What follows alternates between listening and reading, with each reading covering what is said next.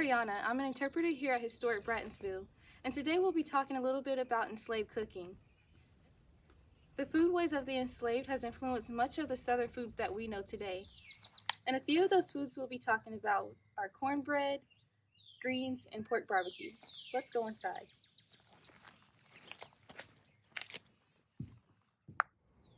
The enslaved people were often given weekly rations of food.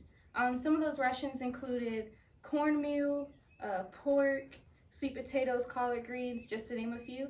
And with pork, for instance, enslaved people gave birth to the southern barbecue that we know today.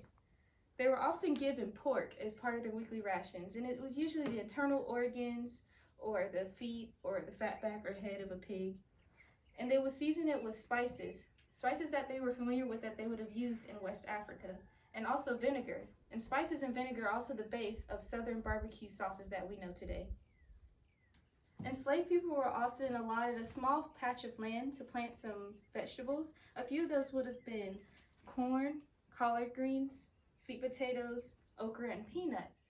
Another African staple that enslaved people used in their foods was okra. Enslaved people also knew how to cook sweet potatoes because they were familiar with yams.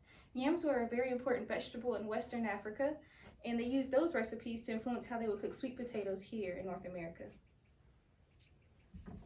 Enslaved people were given about 10 pounds of cornmeal per week per adult, and then children would get about a third of that ration each week. One thing that could have been easily made with 3 ingredients was an ash cake. Ash cakes were made with flour, water, and any large leaf that they could have found around them. And leaves that they would have used would have been any large leaf that they could have found. Maybe a tulip poplar leaf, or any leafy green that they could have found in the garden. Alright, so to make an ash cake, they would just pour a little water in the cornmeal, and then they would mix it until it becomes sort of like a dough, almost like a biscuit. So first we'll make one with the collard leaf. And you place it in the center.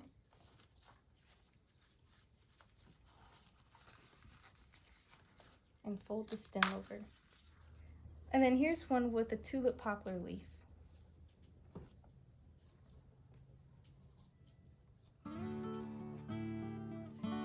So what I'm doing here is just placing the collard leaf at the edge of the fire and covering it with coals for about 10 minutes.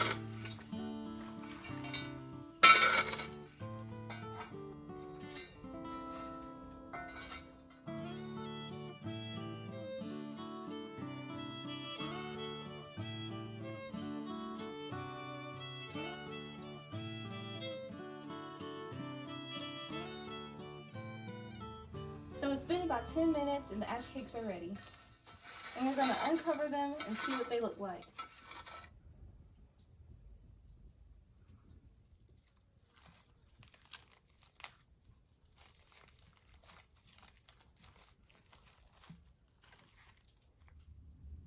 And see how it looks almost like a biscuit or a piece of cornbread.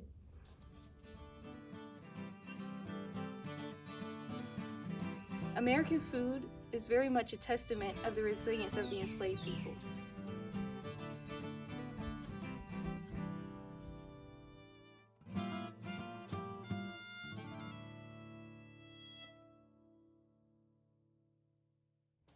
Hello, my name is Marissa Gordon and I am an interpreter here at Historic Brattonsville. And today we are going to be talking about cooking in the 19th century kitchen. In this kitchen, all of the food was cooked for the Bratton family, and it was prepared by enslaved women. Now, there would have been one enslaved woman who would have been the head cook out here, and she would have been assisted by a few other enslaved women. Now, we unfortunately do not know the names of the enslaved women that were cooking out here, but we do know a little bit about what their lives would have looked like. Now, cooking here on the plantation was very difficult work. It was a 24-hour-a-day job. These women could be called upon at any time to prepare food for the Bratton family. It was also physically very difficult work. You had to carry wood, you had to haul all of the water in, all of the meals had to be prepared by hand, so all of the ingredients had to be sourced. If you needed things like vegetables or herbs or spices, you would have to go out to the garden and collect them. They also would have been doing some minor butchering out here. They would have been cutting down larger pieces of meat. They also would have been butchering and gutting and plucking chickens out here as well, which is very difficult work. You also would have been around the fire almost 24 hours a day, and maintaining the fire was also one of the difficult parts of this job. And not only was it difficult, but it was also very hot out here, especially in the summertime. So not only was the work done out here by the enslaved women very physically challenging, but the proximity of the kitchen to the main house had its challenges as well. This was a space that Mrs. Bratton would come into frequently. She would check up on the cooks. She would give them their assignments for the day, tell them exactly what she wanted them to cook. And that proximity and being checked up on was something that was also very mentally challenging as well. We do know about some women who were enslaved cooks at other plantations. In fact, there is one woman that I would like to speak with you about today, and her name was Mrs. Abby Fisher. Now, Mrs. Abby Fisher was born in Orangeburg, South Carolina, on a plantation to an enslaved mother. Her mother was a plantation cook, and Miss Fisher, she worked alongside her mother during enslavement. Now, after emancipation and freedom, Mrs. Fisher moved as a young woman to Alabama, where she was married, and then she moved on to California to the Bay Area, where she settled with her family. When Mrs. Fisher moved to the Bay Area, she started her own business. And in her business, she primarily made pickles and preserves. Mrs. Fisher became so famous in the Bay Area for her pickles and preserves that numerous individuals encouraged her to write a cookbook and write down all of her recipes. And it was only the second cookbook to ever be published by an African American woman, and it was published in 1881. And the cookbook, which I have here, you can still get today, and it includes numerous recipes, including recipes that she would have learned from her mother during her time in enslavement. Now, Mrs. Fisher, she was an entrepreneur, she was a trailblazer, and she was an incredible woman. She was married, she had 11 children, and she owned her own business. In the 1880 census, her business is listed in her name only, not in her husband's name, but in her name. So she was truly an incredible woman and someone that I don't think gets into her cookbook. So today I will be preparing her roast chicken recipe, also her corn pudding recipe, and her peach pie recipe as well. So right now I am working on one of the recipes from the Abby Fisher cookbook, and this is her roast chicken recipe. So in this recipe, the first thing that you do is prepare a stuffing for the chicken. And so in this recipe, the stuffing includes bread, which is cubed up like this. And then what you would do after you cube up all the bread is you would mix in some melted butter. Now after I add my butter, the next step is I'm going to stir it up. Make sure it is well combined. And then I'm going to add a little salt and a little bit of pepper. So I'm going to take some of the stuffing that we prepared and I'm going to stuff it inside the chicken. I'm going to stuff it in both the cavity and in the craw area. Now all this is detailed in Abby Fisher's cookbook. The next step is you take butter or lard and you put it over the skin of the bird. So I'm going to do some of that right now. I've got some butter, and this butter was churned here at Brattonsville. And the book, What Mrs. Fisher Knows About Old Southern Cooking, can be found online. Now the last step is you take some salt and some pepper and you sprinkle it liberally over the chicken itself. So this is a reflector oven right here. This is a kitchen appliance that you would have seen in kitchens in the 19th century. And it works a lot like a modern rotisserie does. So now I'm going to take the spit and I'm going to place it through the chicken. Once the chicken is secured with the spikes, you place it into your reflector oven like so. So now I'm going to be placing the chicken in front of the fire. So right now I have it very close to where the fire is, and I will be watching it very carefully.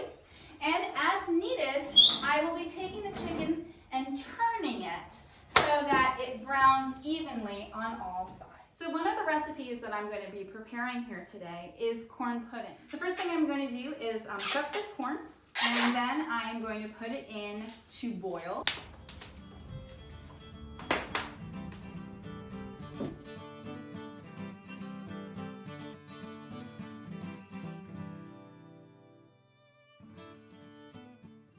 For the corn pudding, I am going to be cutting some of the corn kernels off of the cob. And corn is one of those southern staples. You will see it throughout the South, incorporated into many dishes. You'll see some differences between the recipes that you would see cooked at an enslaved hearth versus the recipes that were cooked here in this kitchen for the Bratton family. For the corn pudding, after you grate the corn kernels off the cob, you're going to take eggs. And I'm going to start with 2 eggs. So after I mix the eggs, I'm going to add in some of the corn. So I'm going to add a little more milk. So I'm also going to add about a tablespoon of butter. I'm also going to add a little bit of salt and a little bit of pepper. And I am going to use butter to grease the dish so that we'll be able to get the corn pudding out when it is finished baking. The last step, I am going to be pouring the corn pudding into the baking dish. So the corn pudding is going to be baked inside of a Dutch oven. That was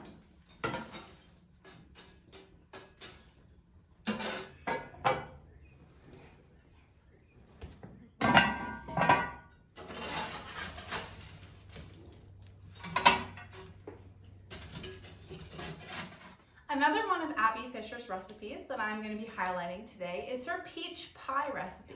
The very first thing that you have to do before you create her peach pie is you have to slice up the peaches and peel them nicely. So the enslaved women who were here in this kitchen cooking day in and day out, they were unable to read or write.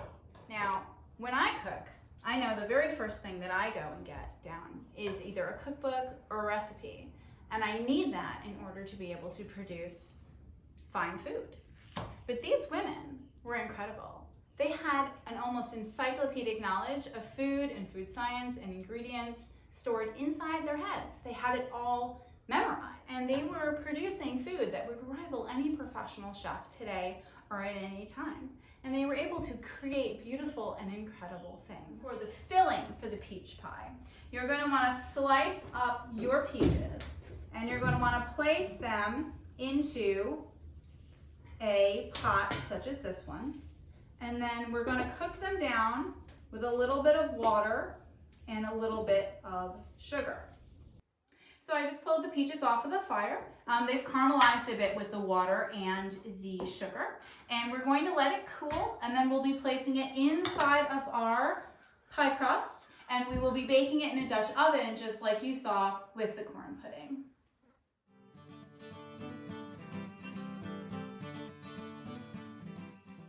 All right, so we have finished our historic cooking demonstration, and let us see what we have.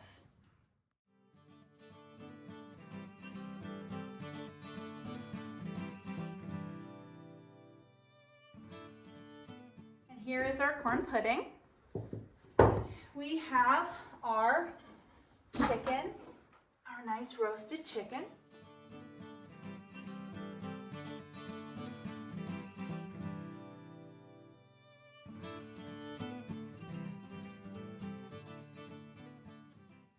So here you see the foods that we prepared today. These foods are representative of the type of foods that would have been prepared by enslaved women for the Bratton family. The foods that you see here and the foods that were prepared by the enslaved women, they had a big influence on what we know as Southern and American cuisine today. The enslaved women that created these foods had a very large impact on what we know as foods today, and they do not receive the credit that they deserve for the influences that they had. The conditions of enslavement for an enslaved cook were challenging, but as individuals, they were able to create beautiful foods that would rival any professional chef back then or today.